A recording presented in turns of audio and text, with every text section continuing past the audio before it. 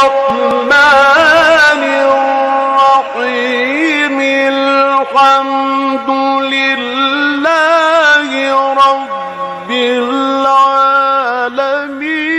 الرحمن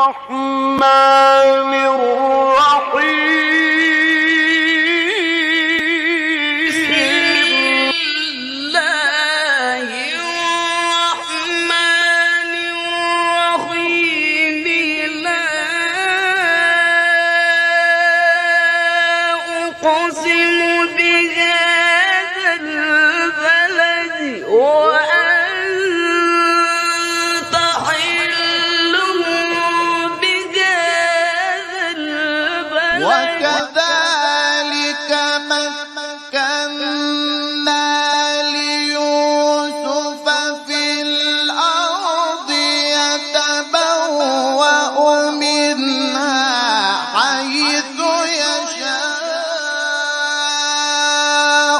نصيب برحمتنا من نشاء نضيع أجر المحسنين إن الأبرار لفي نعيم على الأرائك ينظرون تعرف في وجوههم نضرة النعيم يسقون من رحيق مختوم ختامه مسك ووجدك فهدى ووجدك عائلا فأغنى أفلا يتدبرون القرآن ولو كان من عند غير الله لوجدوا فيه اختلافا كثيرا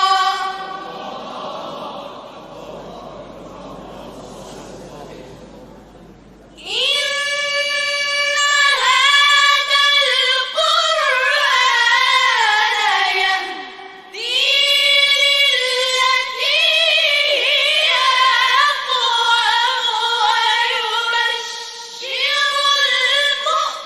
المؤمنين الذين يعملون الصالحات أن لهم أجرا كبيرا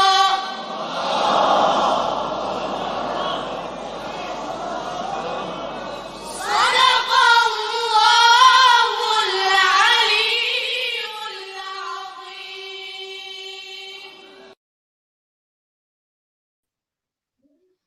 Murat TV'den hayırlı akşamlar. Değerli izleyicilerimiz, yeni bir programda karşınızdayız.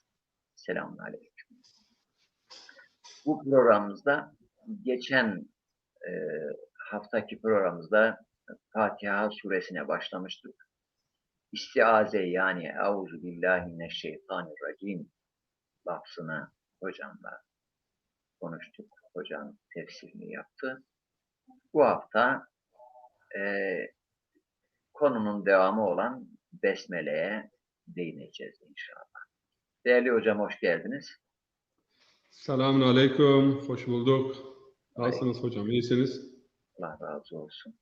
Hocam vakit kaybetmeden konuya girelim. Besmele ile ilgili elbette söylenecek çok şey var. Ama ondan önce geçen haftaki derslerimizde de olduğu gibi Ramazan ayı münasebetiyle Hazreti Peygamber sallallahu aleyhi ve sellemin konuyla ilgili hutbesinin son bölümünü de alalım. Ondan sonra anahtar bir cümle olarak besmele konusuna değineceğiz. Buyurun hocam. Mikrofon sizin. Bismillahirrahmanirrahim. Elhamdülillahi Rabbil alemin. Ve sallallahu ala seyyidina Muhammed ve ala alihi ve sahbihi. Rabbi yessir ve la tuassir. Rabbi temmim lana bil hayr. Hamd alemlerin yüce Rabbi olan Rabbimize olsun. Salat ve selam ise sevgili Peygamberimiz Hazreti Muhammed Mustafa ile onun mutahhar ehl-i beyti ve seçkin ashabının üzerine olsun. Allah'ın rahmeti, bereketi ve mağfireti ise mağfiret ayında ve bu bereketli ve rahmet gecesinde tüm izleyicilerin, dinleyicilerin, kardeşlerin üzerine olsun. Hepinizi soğuk Almanya günlerinde sıcak selamlarla selamlıyorum. Yani henüz bir sıcak görmedik. Ama sıcak selamlarımızla ve samimi muhabbet ve sevgilerimizle hepinizi selamlıyorum. Hutbemize tabii ki Ramazan ayının son günlerini idrak ediyoruz ve hutbemizin de son pasajına geldik. Bugün bitireceğiz. Ondan sonra da besmele ile ilgili izahatımız olacak inşallah. Sevgili Peygamberimiz hutbesinin devamında Ramazan ayının faziletleriyle ilgili yine toplumsal bazı noktalara değiniyor, ibadi bazı hususlara değiniyor. Ve bütün bu hususlar da işte biz Ramazan ayında ilahi ziyafete çekilmişiz. İlahi ziyafet ayıdır. Bu ziyafeti bize Peygamber aslında bu hutbesiyle izah ediyor, açıklıyor. Bu ziyafetten maksat nedir? Eyyühen nas men fattara minkum saimen mu'minen fi hâzâ şehr kâne lehu bizâlike etqu rakabetin ve mağfiretun lima mada min zunubihi. Yani kim bu ayda mümin bir kardeşini inanarak ve Allah rızası için ona bir iftar ihsanında bulunursa sanki bir insanı özgürlüğüne ve hürriyetine kavuşturmuştur. Burada hem mümine bir iftarın önemi üzerinde duruluyor hem de insanları hürriyetine kavuşturmanın dinimizde bir ibadet olduğu, hiçbir dinde köleyi özgürlüğüne kavuşturmak ibadet değildir. Ama her konuda Peygamber köleyi hürriyetine kavuşturma konusuna Allah hakeza öncelik vermiştir. Ve mağfiretun liman mada min zunubi ve geçmiş günahları için bir kefarettir. Bağışlanır geçmiş günahları. Bu da yani toplumsal ilişkileri pekiştirmek. Hakikaten insanlık bugün yani bu sıkıntıları her tarafta yaşıyor. İlişkiler habire zayıflaşıyor. İnsanlar makineleşiyor. Homo sapien diyorlardı ilk insan türüne, eliyle işleyebilen. Şimdi yeni bir kavram geliştirdiler. Homo sapien diyorlar Almanca'da. Eliyle oynayabilen bir insana düştük yani. Yapabilen bir insan, icat edebilen bir insan ama şimdi yani o kadar makineleştik ki eliyle oynayan ama oyunların da nasıl tezgahlandığını bilmeyen bir varlık. Homo sapien diyorlar şimdi. Neyse o konuya şimdi girmeyelim. Kıyle ya Resulallah. Denildi ey Allah'ın Resulü. Leyse kulluna yakdiru ala zalik. Yani hepimiz iftar verecek güçte değiliz. İftar verme gücü olmayanlar ne yapsınlar? Kale, Peygamberimiz buyurdu. O kadar önemli. İttakun nar velev bi şıkkı temretin. İttakun nar velev bi şurbeti main. Yani ateşten sakının, kendinizi koruyun, muhafaza edin. Velev ki bir hurmanın yarım parçasıyla da olsa veya bir su bardağıyla birisine bir su ikramında bulunarak. Yani bu kadar önemlidir. Eyyühen nas, ey insanlar, men hassene minkum fi hâzâ şehr hulkahu kâne lehu cevâzun alâ's sırâti yevme tezillu fihil akdam. Kim bu ayda ahlakını güzelleştirirse, insanlara karşı davranışı, ailesine karşı davranışı yani güzelleştirirse Allahu Teala kıyamet gününde Sırat Köprüsü'nün geçişinde ayakların kaydığı o günde onun ayaklarını sapsağlam kılacaktır. Güzel ahlak çok önemli. وَمَنْ خَفَّفَ فِي هَذَا الشَّهْرِ عَمَّا مَلَكَتْ يَمِينُهُ خَفَّفَ اللّٰهُ حِسَابَهُ. Kim mahiyeti altında çalışanlara bu ayda kolaylık sağlarsa Allahu Teala da o zor hesap gününde onun hesabında kendisine kolaylık sağlayacaktır. وَمَنْ كَفَّ فِيهِ شَرَّهُ كَفَ اللّٰهُ عَنْهُ غَدَبَهُ يَوْمَ يَلْقَى. Kim de bu ayda başka insanlara karşı kötülük ve şerrini bırakırsa, başkalarını incitmezse, başkalarını eziyet etmezse, Allahu Teala da kendisiyle buluşacağı günde ona karşı olan öfkesini kesecektir, ona öfkelenmeyecektir. وَمَنْ اَكْرَمَ فِيهِ يَت۪يمًا اَكْرَمَهُ اللّٰهِ يَوْمَ يَلْقَهُ. Kim bir yetime ikramda bulunursa mukabilinde Allah'ın ikramıyla karşılaşacaktır. İlah ile, Allah ile buluştuğu o günde. وَمَنْ وَصَلَ رَحِمَهُ وَصَلَهُ اللّٰهِ بِرَحْمَتِهِ يَوْمَ يَلْقَهُ. Akrabasından birisini, akrabalarını ziyaret eden ilişkiyi, irtibatı kurana da Allahu Teala kıyamet gününde rahmetiyle yaklaşacaktır. وَمَنْ قَطَعَ فِيهِ رَحِمَهُ قَطَعَ اللّٰهُ عَنْهُ رَحْمَتَهُ يَوْمَ يَلْقَهُ. Kim de akrabayla ilişkileri keserse, ziyaret etmezse, oruç da tutarsa Allahu Teala kıyamet gününde de rahmetini ondan kesecektir.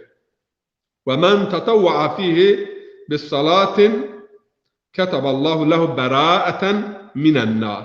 Kim bu ayda namazlarını çoğaltırsa, fazla nafile namaz kılarsa, tabii ki vecibeleri kılmak lazım ama nafilelere de ağırlık verirse Allahu Teala kıyamet gününde azaptan kurtuluş belgesini kendisine vermiş olacaktır.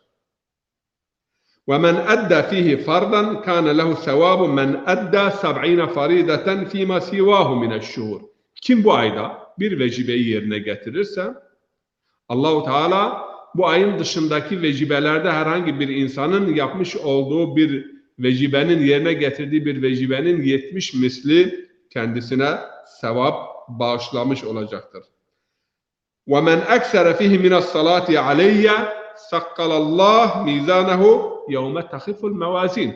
Kim bu ayda bana, ehl-i beytime salavat gönderirse Allahu Teala kıyamet gününde onun terazilerin hafiflediği gün onun terazisini hayır ve hasanatla Efendimiz'in ağırlaştıracaktır.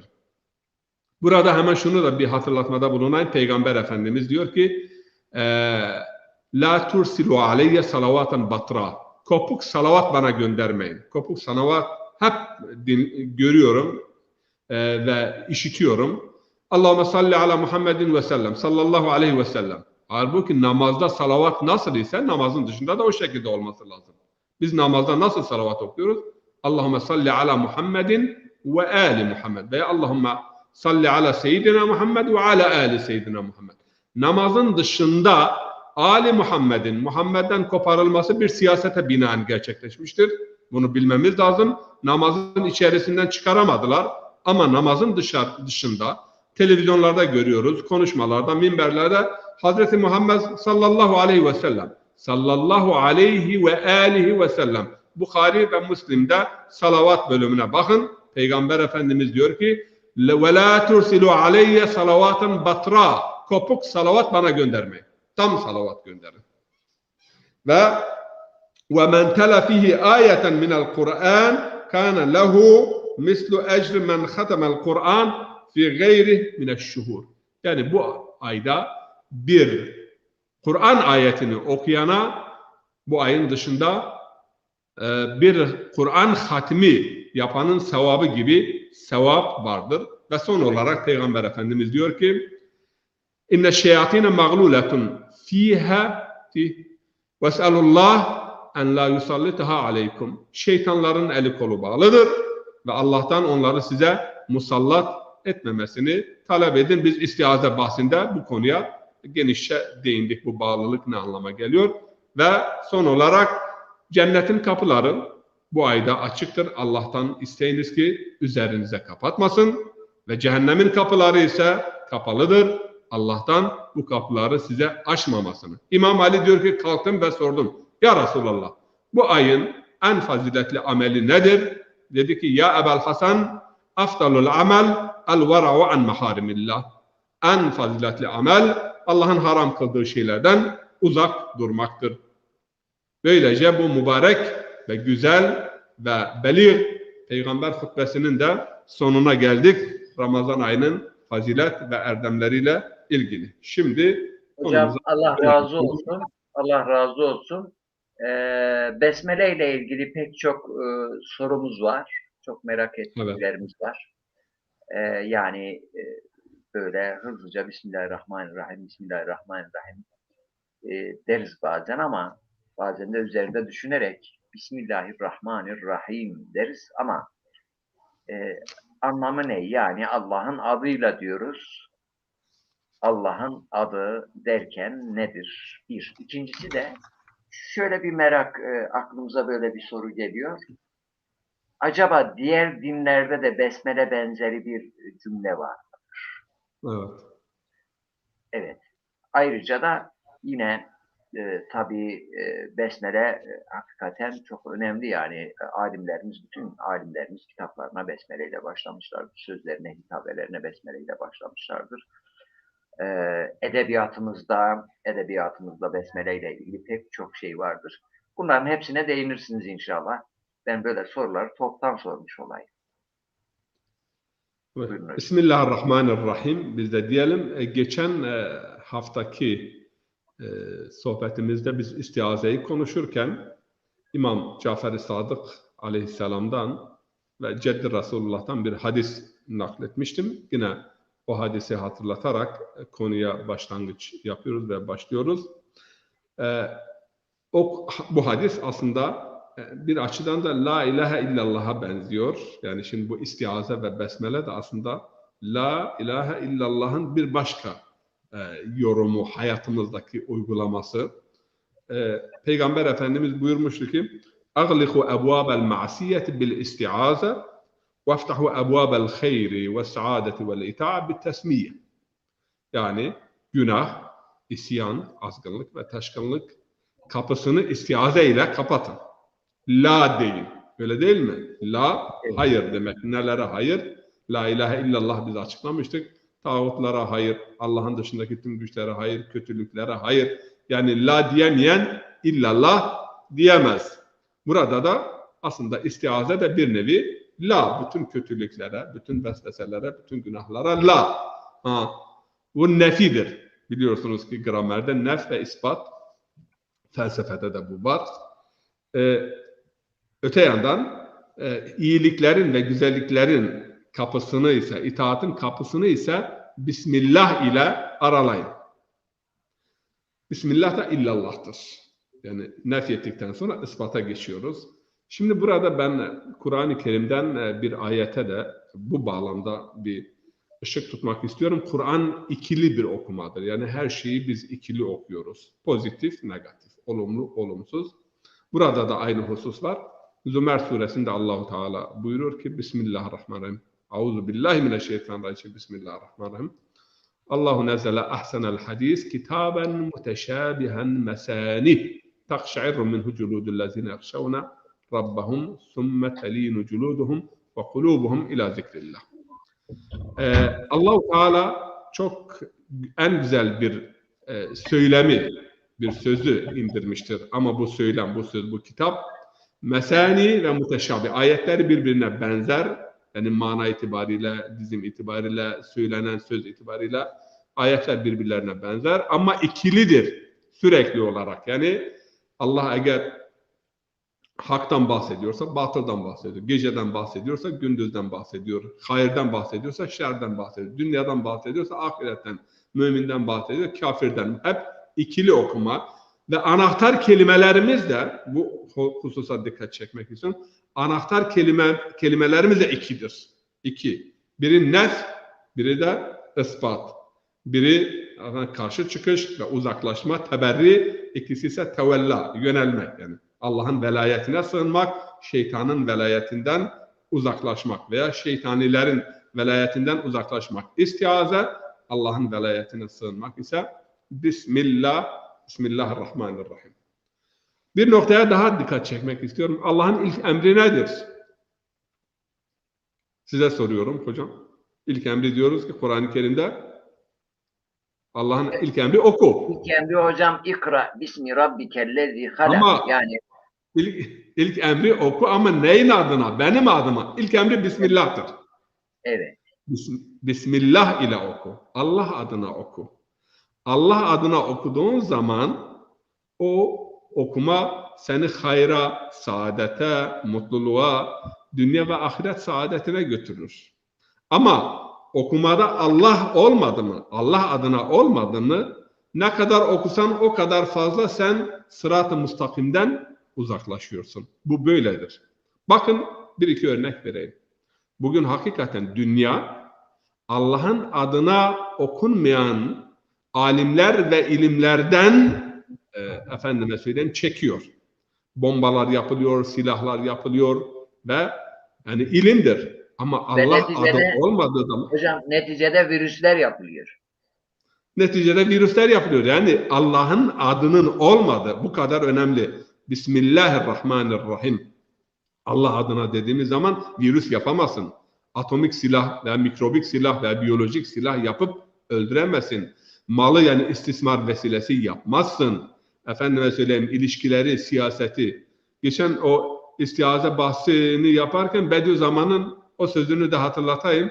O da Euzu billahi mineşşeytani ve siyaset demişti. Bu işte oyunlardan, hilelerden, tuzaklardan olan siyasetten Allah'a sığınıyorum.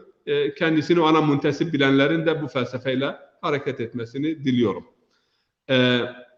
Şimdi burada Allah'ın adıyla okunduğu zaman İkbal'in güzel bir şiiri var. İkbal-ı Lahuri diyor ki yani Allah kelimesi, Kur'an, Allah insanın canına işlediği zaman can değişir. Can değişti mi alem değişir. Hakikaten bakış değişti mi, ruh değişti mi ve yaklaşım, zihniyet değişti mi onunla birlikte dünya da değişiyor. Tabii düşünün Bismillah olmadan bir dünyaya bakalım. Allah'ın adının olmadığı ve bir dünyaya bakıyoruz. Tesadüf eseridir. Hedefi yoktur. Maksadı yoktur. Kim kime, kim ne işlediyse ona kar kaldı. Hesap yok, kitap yok. Ama bir Bismillah dediğimiz zaman, Bismillahirrahmanirrahim, bir, o vardır. Ve her şey onun adıyla işliyor. Hatta ve hatta imamın ifadesiyle her varlık, her insan, her mahluk Allah'ın bir isminin bir ismidir. Neden? İsim bir şeye delalet ediyor. Bizler de hepimiz bir ayetiz. Allah-u Teala'nın ilmine, gücüne, kudretine delil. Ve hepimiz bir Bismillah'ız. Allah'ın ayeti. Allah'a delalet ettiğimiz Allah'ın gücüne, kudretine ve fi kulli şeyin ayetun lehu tedullu ala ennehu vahid. Yani her şeyde onun birliğine ve tekliğine delalet eden ayet vardır. Bu yaklaşımla baktığımız zaman hepimiz oluyoruz bir isim. Zaten şimdi biraz sonra ismi açıklayacağım. İsim ne demektir? Bismillahirrahmanirrahim. Şimdi dönelim tekrar kelimemize. Bismillah. Bismillah. Bu yani ba'ul ilsak diyorlar. Birleştiren, yapıştıran, birleştiren, irtibat kuran yani edat veya bağlaştır. Çok önemli. Yani bu b'de çok önemli sırlar hocam, yapmaktadır. Parantez içinde bir şey söyleyeyim ama Buyurun. başka zamanda Zazaca programlarımızda bunu tartışalım. Bu B yani Arapçadaki bu besmelenin başındaki B'nin aynısı Zazaca'da da var. Kullanılıyor bazı birçok lehçemizde. Onu bir başka programımızda konuşalım inşallah. B'nin Zazaca'daki fonksiyonu 4 tanedir. Bir tanesi de irtibat kurmaktır. Evet. Bunu inşallah konuşuruz da. Bismillah. Yani Allah'ın adıyla. B onun adıyla. Şimdi Bismillah. İsim nedir? İsim ya sumu kökünden veya vesm kökünden türetilmiş isim. İsim yani sumu anlamında eğer alırsak şeref, üstünlük, yücelik anlamında. Zaten Arap edebiyatında sumuvul melik yani üstün melik işte ululuk anlamında. Sema da oradan geliyor yani yüce olan, üstün olan sema. Sumu kökünden.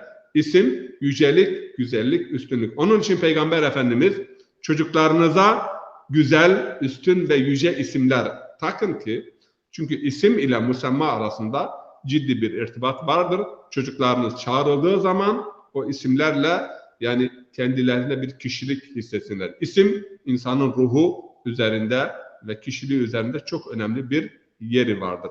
Vesm olarak aldığımız zaman vesm kökünden ise işaret ve alamet anlamındadır.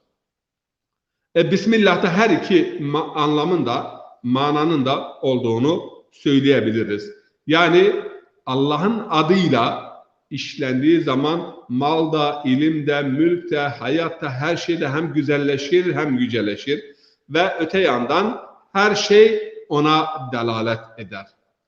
Her şey onun için bir isim hükmündedir. Bismillah, Allah'ın adıyla. Allah zat ismidir. Biz bunu Kul Huvallah'ı işlerken, Ayetel Kürsi'yi işlerken kökünü ve etimolojisini ele almıştık. Ama Allah zattır. Allah'ın özel ismi Allah'tır. Allah'ın çoğulu olmaz. Allah başka bir kimseye isim olarak takılmaz. Diğer Allah-u Teala'nın Kur'an-ı Kerim'deki 99 işte sıfatı veya ismi, bazı isimler sıfatun müteşebbihun bil fiil, yani o sıfat isimler hepsi aslında Allah kelimesini bize açıklıyor. Allah kimdir? Bismillah. Allah'ın adıyla. Hangi Allah? Er-Rahman. Er-Rahman. Önce bunu biraz izah edelim. Yani zatıyla merhamet dolu olan, zatı Rahman olan, zatı yani Rahmaniyetin kaynağı olan. Yani Allah ben kimim? Ben Rahmanım. Yani Rahman ben kimim sorusuna veya Allah kimdir sorusuna Rahman ile cevap veririz. O Rahmandır. Ve dikkat ederseniz Allah'ın bir iki ismiyle Kur'an-ı Kerim'de birkaç sure vardır. Nur, Mülk ve bir de Rahman suresi değil mi? Ve o Rahman'da ilginç nükteler vardır. Er-Rahman, allemel Kur'an, halakal insan, allemehul beyan.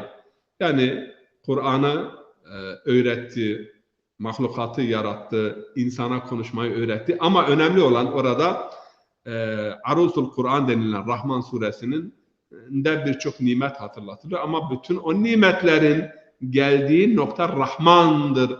Yani Rahmaniyetiyle bunu size yaratmıştır. Ve şunu da bilmemiz lazım. Bütün mahlukat, varlık, insanlar bilhassa Rahman isminin bir neticesi ve tecellidir. Rahmaniyetinin mahsuludur. Onun için de Allah'ın mahlukatına saygı göstermemiz lazım. Er-Rahman. Yani geniş, kuşatıcı tüm merhametini ifade eder. Zatında Rahman, işleyişinde Rahim. Rahim nedir? Nasıl işliyorum ben? Merhametle işliyorum. Ben Rahmanım ama işleyişim de merhametledir. Tabi Rahman Rahim arasında işte bir dünyada işte müminlere yönelik özel lütuf gösteren anlamında da var, yani bu yorumda var. Rahman dünyada ise herkese, yani kafir olsun, mümin olsun, itaat eden, etmeyen herkese rızkını veren, ilgilenen, ama o tarafta ise özel bir lütuf sahibi anlamında da bir yorum vardır. O da yani yorumlardan biri, ama biz şuna inanıyoruz ki Allah-u Teala'nın sıfatları her zaman işliyor. Ve isim sıfatların çoğu sıfat-ı müteşebbih bil fiil, yani fiile benzeyen, işte isim dediğimiz zaman bunlarda da istimrar var, süreklilik var. Sürekli bir şekilde bu işleyiş devam etmektedir. Peki. Hocam burada evet, ben bir araya gireyim müsaadenizle. Buyurun. Aslında Bismillahirrahmanirrahim derken yani Allah'ın Rahman ve Rahim sıfatlarının Besmele'de ve Kur'an'a başlarken, bütün işlerde başlarken, bütün işlerimize başlarken özellikle Besmele'nin içinde onu zikretmemiz, Allah'ın ismiyle birlikte ilk zikrettiğimiz Rahman ve Rahim sıfatları, bu çok muhteşem bir şeydir. Yani üzerinde düşünüldüğünde kelimelerle anlatılamayacak derecede muhteşem bir şeydir yani. Ya aslında bize bize birçok şeyi anlatıyor. Yani hani tasavvufta ve felsefede Allah'ın sıfatlarıyla sıfatlanma mevzusu Tabii. var. Yani Evet. bize aslında bize hitaben, yani bize bir hitap da var. Ve dini anlatanlar, besmele ile başlarken dini anlatanlar onlara da Allah'ın Rahman ve Rahim sıfatlarını hatırlatıyor. Yani bütün işlerimizde herkesin bu Rahman, Rahim sıfatlarını aklında bulundurulması gerekir diye düşünüyorum. Haksız mıyım acaba? Ya şimdi zaten öyle sıbgatallah, Bismillahirrahmanirrahim. Sıbgatallah ve men ahsanu minallahi sıbga ve nahnu lehu abidun. Kur'an-ı Kerim de bunu ifade ediyor. İlahi boya ile boyanmak. Şimdi bu Rahman ve Rahim, Peygamberimizin emri, bütün güzelliklerinizi, iyi işlerinizi, hayır işlerinize Rahman ve Rahim ile, Besmele ile başlayın. Yani bu iki sıfatı kullanarak. Neden yani bu tekit yapılıyor? Neden bu vurgu? Yani günlük hayatımızda bir insan olarak bu dünyada peygamberler bizi insan yapmak için geldiler. İnsaniyet dersi verdiler. Ve bu insaniyet dersinin anahtar kelimesi ise Rahman ve Rahim. Yani işleyişinizde, davranışınızda, münasebetlerinizde rahmaniyet ve rahimiyet esas olmalıdır. Evet, Ve bundan tabii ki bizim çıkaracağımız evet. çok dersler vardır. Evet. Hı. İsimle başlıyoruz. Bu isim Allah'ın ismidir ve öyle bir Allah ki ilk zikrettiğimiz sıfatı Rahman ve Rahim sıfatıdır diyorum ama bu arada şimdi Osmanlıların Muhteşem Süleyman'ı varsa bizim de Muhteşem Süleyman'ımız vardır. Değil mi? Hocam selamun aleyküm. Hoş geldiniz. Aleykümselam ve rahmetullahi ve berekatuhu. Nasılsın? İyi misin? Teşekkürler, sağ olun. Sizleri sormalı. Sağ Bir olun, cümlelik bir mesaj alalım ve duyuralım. Evet, Muhteşem Süleyman'ın muhteşem bir şiiri gelecek biraz sonra. İzleyicilerimiz beklesinler. ben şimdi sizin bu söylemenizi geçen gün böyle eskaza diyelim artık. Mahmut Çağdaş'ın programını izlerken orada aynı lafı o da söylemişti benim için. Sultan Süleyman diye. Allah sonumuzu hayretsin. Yoksa ben dedim sen ondan kopya mı çektin bana söyledin. Onun için biraz güldüm. Yok, duymadım ben. Kendisi de aklıma geldi. Evet, bu arada bizi izleyen bütün dostlarımıza, arkadaşlarımıza, kardeşlerimize selam ve sevgilerimi iletiyorum. Herkes hoş gelmiş, şeref vermiş. İnşallah iyi bir program olur. Yavaş yavaş Burhanettin hocamızı güzelce dinleyelim. Burhanettin hocamızın o güzel fikirlerinden, bilgilerinden istifade etmeye çalışalım. Gerçekten samimi söylüyorum değerli dostlar. Bu program, yani bizim yapmış olduğumuz, özellikle Abdurrahman Aydın hocamızın yapmış olduğu program, yemin ederim hiçbir şeyde, canlı yayında yoktur. Bizde ciddiyet vardır. Bizde en azından bir konu vardır. En azından insanlara aktarabileceğimiz çok güzel şeyler vardır. Yani bilgiler vardır. Onun için bizi izlemeye devam ediniz. İnşallah bu bilgilerden sizler de istifade edersiniz. Evet, Abdurrahman buyurun. Teşekkür ederim. Mahmut Bey sana saydırmışsa bana da saydırmış ama Mahmut Bey ne söylese kızmıyoruz Mahmut Bey'e. Bizim Mahmud'umuzdur. Ne yapalım? Her mahallenin Mahmud'u vardır yani. Siz de ona bu cümleyi söyleyin. Vermesen mabud neylesin Mahmud, yani mabudun da Mahmud'a bir şeyler vermesin.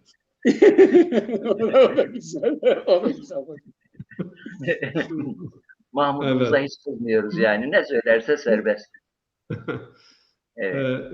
Bismillah bütün dinlerde bir anahtar cümle olarak geçtiğini biz Kur'an-ı Kerim'den anlıyoruz. Neml suresinde Hazreti Süleyman'ın Saba kraliçesine Bilqis'e yazdığı mektupta görüyoruz ki innehu min Süleyman ve innehu bismillahirrahmanirrahim. Yani Süleyman'dan mektup ve Rahman ve Rahim olan Allah'ın adıyla veya ikinci Adem olan Hazreti Nuh Aleyhisselam'ın da tufanında gemiye kaptanlık ettiğinde ilk işte başladığı cümle Bismillah mecraha ve mursaha. Yani Bismillah Allah'ın adıyla, yani rotası, gideceği yer ve varacağı yer Allah'ın adıyla yani tespit edilmiştir. Allah'ın adıyla bakalım. Çıkıyoruz yolculuğa ve varacağız inşallah hedef ve maksada. Buradan da anlıyoruz ki içerik olarak Fatiha tüm peygamberlerin öğretilerinde vardır. Diğer bir husus da şudur Abdullah Hocam, siz iyi bir noktaya değindiniz. O da şudur. Bugün Müslümanlar çok efendime söyleyeyim mi eleştiriliyorlar. Yani İslam dini çok katı kurallıdır. Hiç merhamet yoktur. Hep efendime söyleyeyim işte azaptır ve cehennemdir. İşte böyle bir hata yaptın, bu kadar sene yatacaksın. Yani hep cehennem, hep azap. Burada biz kiliselerde konuşuyoruz. Ben işte Bismillahirrahmanirrahim bizim yardımımıza koşuyor. Onlara dedim ki hangi dinde böyle bir anahtar kelime vardır ki bütün işinizi yaparken, içerken, yatarken haram işler hariç. Çünkü haram, masiyet ve günah Allah'ın adı üzerinde okunamaz. Haramın dışında her konuda Allah adını zikredelim evvela, vacip oldur, cümle işte her kula. Yani her hususta, her yerde rahmaniyet ve rahimiyetini dedim ön plana çıkarıyoruz. Rahmaniyet ve rahimiyet. Bakın bu çok önemli. Allah-u Teala'nın gücünü, kudretini, azabını gösteren isimleri de var. Kahhar, Cebbar, Zuntikam, ama dedim ki biz Bismillahil-Kahharil-Cebbar veya Kasımil-Cebbarin, yani zalimlerden intikam alan Allah'ın adıyla demiyoruz. Bismillah Ar-Rahman Ar-Rahim. Yani Rahman ve Rahim olan Allah'ın adıyla. Ve kitabımız rahmet olarak tanımlanmıştır. Nurun ve rahmetun kaç yerde? Peygamberimiz ve ma erselnake illa rahmeten lil alemin. Peygamber insanlık için rahmettir. Din rahmettir ve kitabımız rahmettir. Anahtar kitabımız, kelimemiz veya cümlemiz Bismillahirrahmanirrahim. O da rahmettir. Bismillah söylediğimiz zaman, Allah'ın adına söylediğimiz zaman kalbin kıblesini belirliyoruz. Kalbin kıblesi Bismillah ile belirleniyor. Yüzümüzün kıblesi Kabe'dir. Ama kalbimizin kıblesi, niyetimizin o çekirdeği Allah. Yani niyet yaptığımız zaman ameller niyetlere göredir. Niyette de Bismillah yani belirleyicidir. O Bismillah olmadığı zaman Allah adına olmadan ne kadar işlersen iş, yaparsan yap, yani fazla bir kıymeti, harbiyesi olmaz. Bismillah ile sınırlı olan, güçsüz olan mutlak ile irtibatı kuruluyor. Yani biz insanlar sınırlıyız. Gücümüz sınırlı. Ama Bismillah vasıtasıyla sonsuz olanla irtibata geçiyoruz. Hayatı Allah ile irtibatlandırıyoruz. Bismillah dediğimiz zaman. Ve Bismillah dediğimiz zaman kainata, varlığa bakışımız değişiyor. Her yerde onu okuyabilme, onu anlayabilme ve her şeye baktığımız zaman be sahra bengerem sahra tu binem, be derya bengerem derya tu binem, be herce bengerem kuhu deru daş, nişan az kâmet-i ra'nâye tu binem. Bismillah'la ovaya baktığımız zaman, dağa baktığımız zaman, taşa baktığımız zaman, sahraya, ağaca baktığımız zaman orada o Yunus Emre'nin ifadesiyle 4 kitabın hedefi biri görmek, biri okuyabilmek. O biri biz Bismillah vasıtasıyla okuyabiliyoruz. Kutsalı mukaddese bağlıyoruz. Faniyi bakiye bağlıyoruz. Yani irtibattır. Efendime söyleyeyim, mahluk yani yaratıcısıyla irtibata geçiyor. Halika bağlanıyor. Niyet çok önemlidir. Biz dedik yani Besmele kalbin kıblesidir. Kur'an-ı Kerim'de bir ayet var. Bir ayeti şudur. Orada ayet diyor ki leysel bir en tuvellu vucuhakum qibelel meşriki vel mağrib velakinnel birre men amene billahi vel yevmil ahir ve devam ediyor. Yani hayır ve güzellik sağa veya sola yüzünüzü çevirmek değildir. Hayır Allah'a inanmak, ahirete, kitaplara, meleklere, ondan sonra güzellikler yapmak, sorumluluğa yerine getirmek, taahhütlere bağlı kalmak, fakirlere yedirip içirmek ve orada bir ayetinde aşağı yukarı 7 tane 8 tane özellik sayılır. Budur güzellik yani. Kıble, kalbin kıblesi belli olduktan sonra kalben o kıble sana nelerin yapılmasını ve yaptığın amellerde nereye teveccüh etmeni, kimin adını yani anmanı sana izah ediyor, açıklıyor. İşleri Allah'a bırakmaktır. Allah'tan öte yandan güç ve kuvvet, zaten B için diyorlar istianet bahsi. Bir ilsaktır. İkinci manası da istianet. Yani senin adınla senden yardım diliyoruz. Tabi yardım dilediğimiz bir iki husus da efendime söyleyeyim bu Fatiha suresinde vardır. Nedir? Yani bizi hidayete erdirmesi. Yollar çoktur ama doğru yolu bize göstermesi konusunda da biz ondan yardım diliyoruz. Bazıları diyorlar ki bu selefi yaklaşımlar işte Allah adına başka birisinden yardım dilemek şirktir. Anlayamıyorlar. Buradaki İyyâke na'budu ve İyyâke nestaîn, yani senden yardım diliyor ama hangi konuda? Bizi hidayete yönlendir. Çünkü Allah diyor ki hidayet sadece benim elimdedir. O hususta biz ondan yardım diliyoruz. İnne aleyna lel huda. Hidayet bizim üzerimizdedir. Allah bunu kendisine yani rahmeti gibi bir görev, bir sorumluluk yapmıştır. Hani vesiat rahmeti kulle şey. Rahmetim her şeyi kuşatmıştır.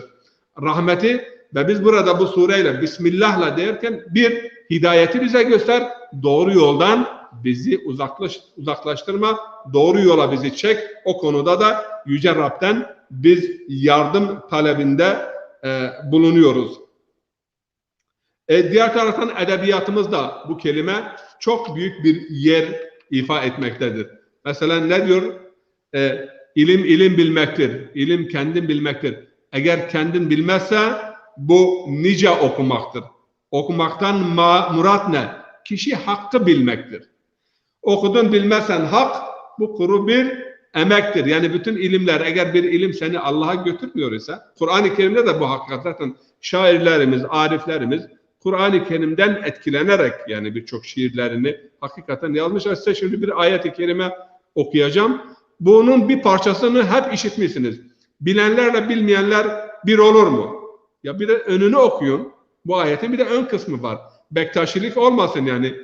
Ayet okudu işte namaza yaklaşmayın. Niye namaz kılmıyorsun? Namaza yaklaşmayın. Devamını oku. Yani içkiliyken, mest iken ben hafız değilim. Bu kadar öğrenmişim. Şimdi bazen de bu ayetin bu kısmını. Ayet şöyle. Emmen huve kanitun ana'el leyl saciden ve kaima yahzarul ahire ve yercur rahmete rabbih hel yestevillezine ya'lemun vellezine la ya'lemun innema yetezekkeru ulul elbab. Bu okuyan bilenler bilmeyenler. Normal her bilenle bilmeyen bir olmaz, öyle değildir. Öyle bilenler vardır ki şeytanın görevini yapıyor. Öyle bilmeyenler de var ki melek gibi bir yaşantısı vardır. Muttakidir. Ama hangi bilenle bilmeyen bir olur? Gecesini zikirle, ibadetle geçiren, kaimen, emmen huve kanitun, yani Allah'a itaat eden, kanitun, emmen huve kanitun ana'el leyli, yani gece vaktinde Allah'a yani itaat ve Allah'a ibadetle meşgul olan, secde eden, kıyam eden, ahiretten çekinen ve Allah'ın rahmetinden ümidini kesmeyen, bu bilenlerle bilmeyenler, bu konulara vakıf olmayanlar bir olamaz. İnnemâ yetezekkeru ulul elbab. Ancak yani lüb, gerçek akıl. Kur'an-ı Kerim'de lüb kelimesi akıl için kullanılıyor. Yani çevreden, şartlardan, şehvetten, gadaptan, öfkeden etkilenmemiş, saf ve temiz altın misali olan akıl. Bu akla lüb denilir. Çünkü akıl her insanda vardır.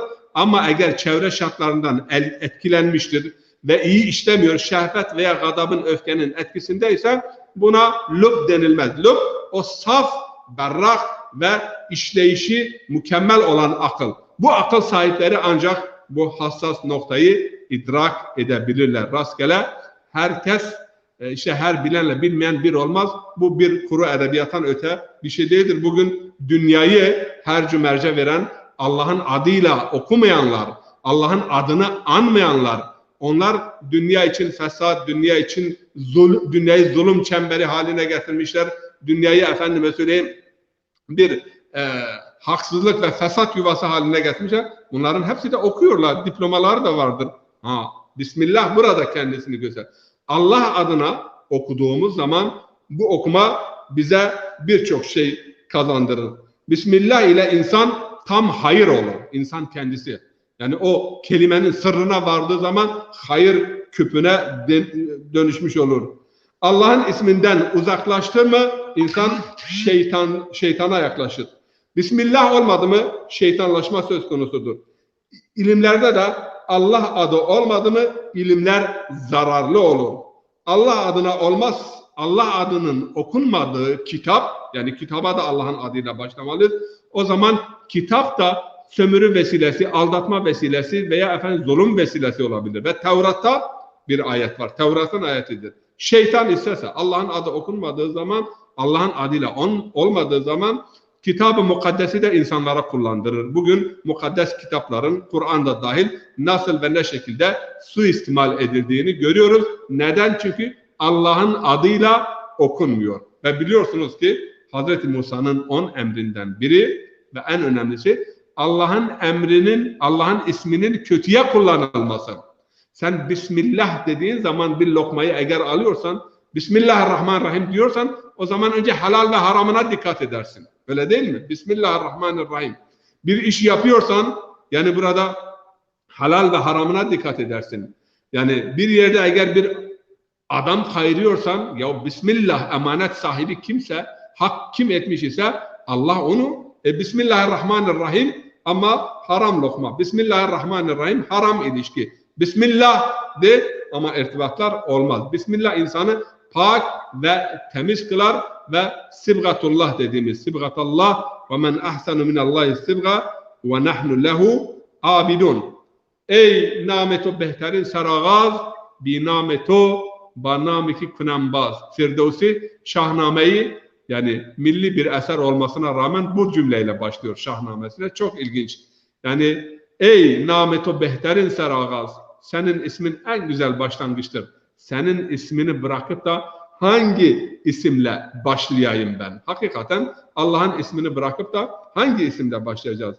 Bismillahirrahmanirrahim. Hast kilidi dere genci hakim. Nizami Gencevi'nin sözü diyor ki Bismillahirrahmanirrahim. Hakim olan Yüce Allah'ın hazinesinin kapısının anahtarı Bismillahirrahmanirrahim'dir.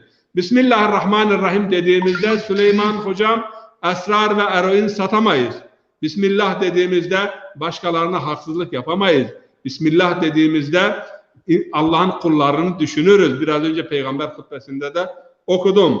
Ve ben burada noktalıyorum. Bismillah demediğimiz zaman ne tür kötülükleri yapabileceğimizi bize dair yani senin şiirini dinleyelim ve ondan sonra Bismillah şiirini de dinleyelim. Mikrofonu sana bırakıyorum. Bismillah. Hocam buyurun. Bizim burada elektrik yok. Karanlıktır. Kusura kalmayın. Kameramı kapatıyorum. Sesimi duyabilirsiniz. Tamam oldu.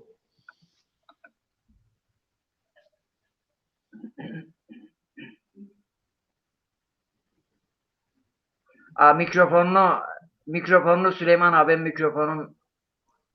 Tamam mı şimdi hocam? Evet şimdi başlayabilirsin buyurun. Desmaşkena, nımaşkena, punj vakt Rabbi xudandana, in zikir xu terk nikena, tımaşeş demek ya ilahi, muhtaç dua bismillahi. Ez Rabbi xu zaf kena, ibadet xu niverdana, semed ümmet dua kena, tı kabul bük ya ilahi, muhtaç dua bismillahi.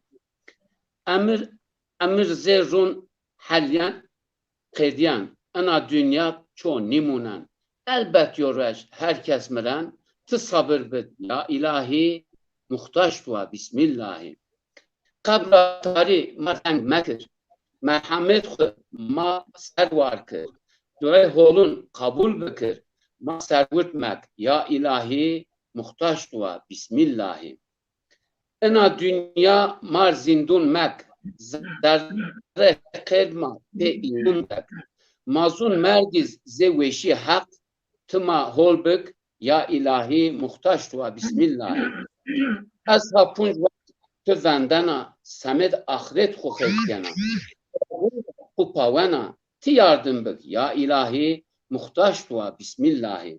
Ertuğrul'un numaşkena ezbe desmaş nigerana elbet yorveş ezmirana tıma affek ya ilahi muhtaç dua bismillahi.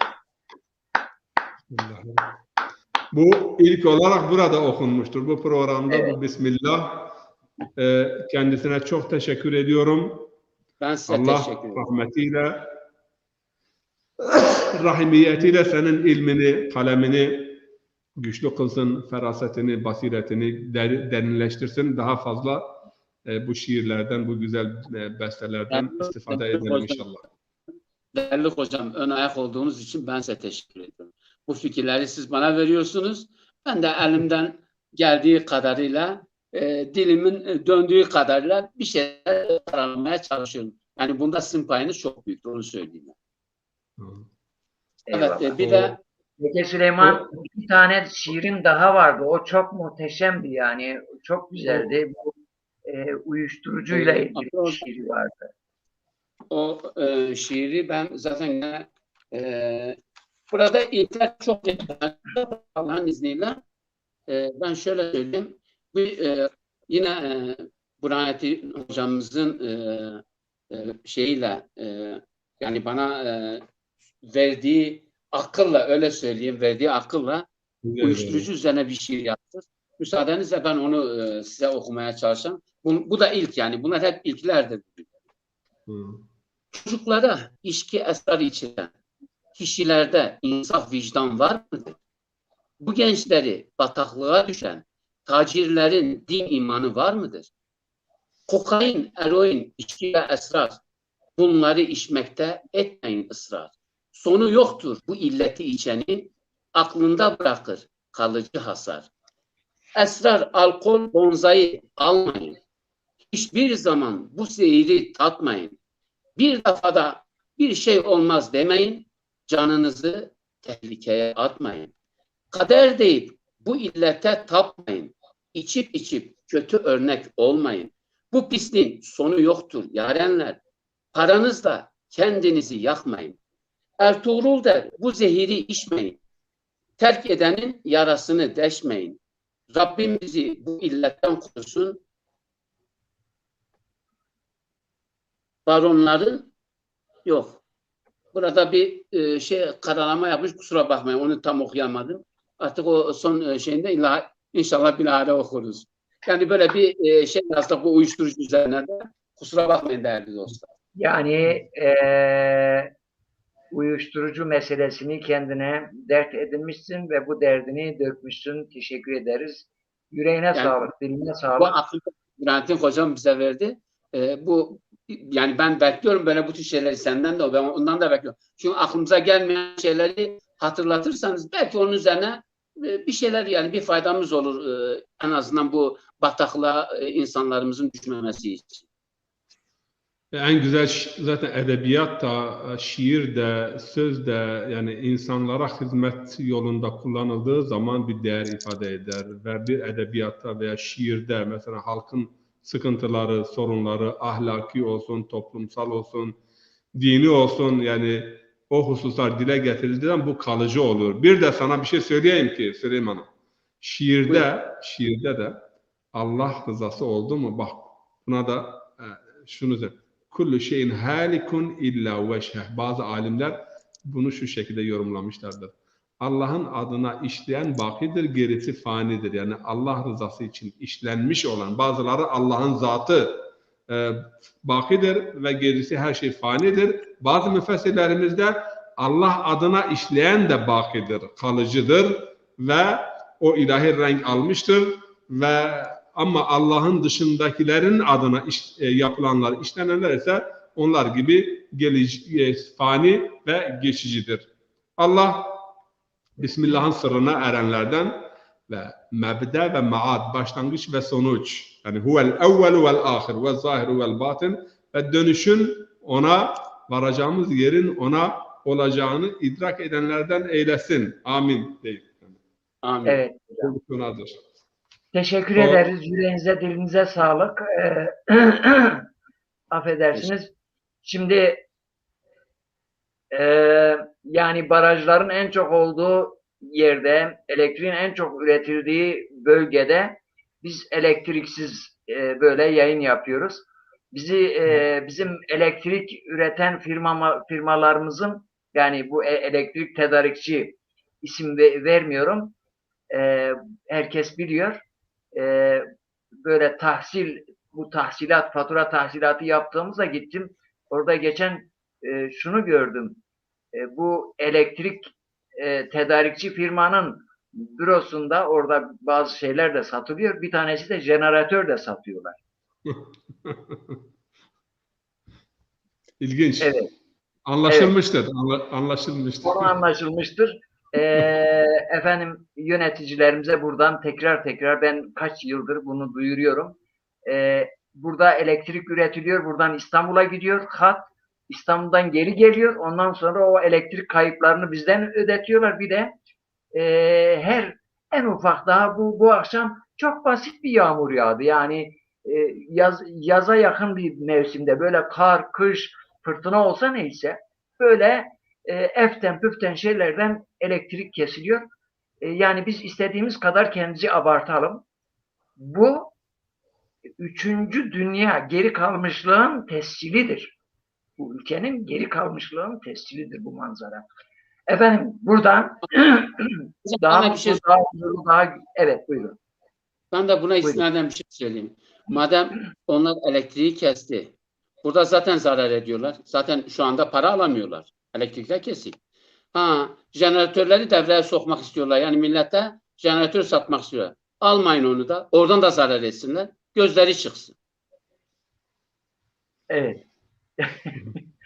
Şimdi daha mutlu, daha huzurlu, daha güzel şeylerin konuşulduğu, memleketimizin güzelliklerini burada konuştuğumuz bir programlar dileğiyle. Burada sonlandıralım. Hocam, sizde iftar açılıyor. Allah kabul etsin. Evet, sağ olun. Teşekkürler. Allah kabul etsin. Görüşmek üzere. Allah'a emanet olun. Bizimki İzleyicilerimize de buradan, ben mesajları okumadım. Cumali Hocam, Sahip Hocam, Bozuklu Mehmet Emin Hocam, Bünyamin Bayram Hocam, hürmetlerimizi arz ediyoruz. Allah'a emanet olun. Bizimki gün değildir, kara trendir. Uzun, bitmiyor. Allah'a ısmarladık. Eyvallah. Dur, o yeni besteyi seninle bitirelim. Çok güzel olur. Buyurun. Bana müsaade, ben gideyim. Geldi. Afiyet olsun. Afiyet olsun. Allah razı olsun.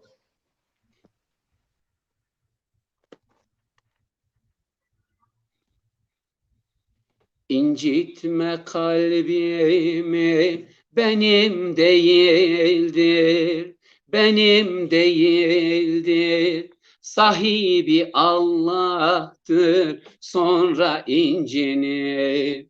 İncitme kalbimi, benim değildir, benim değildir. Sahibi Allah'tır, sonra incinir. İnanma ihanet hiç şık değildir. Vallahi Yaradan bize gücenir. İnanma ihanet hiç şık değildir. Vallahi Yaradan bize gücenir. Sevmek kolay değil, bunu bilesin. Bunu bilesin, sevgi yürek ister, alem öğrensin. Sevmek kolay değil, bunu bilesin, bunu bilesin. Sevgi yürek ister, alem öğrensin. Kırılan bir kalbin özürü olmaz. Af dile ki Rabbim seni affetsin. Kırılan bir kalbin özürü olmaz. Af dile. Evet. Süleyman abimizin hattan düştü. Biz yüreğine sağlık diyoruz. Hayırlı geceler diyoruz. Teşekkür ederim.